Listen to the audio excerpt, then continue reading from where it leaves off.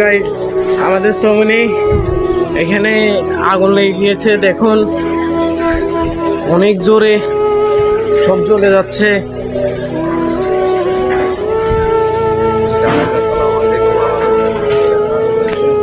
দেখুন দেখুন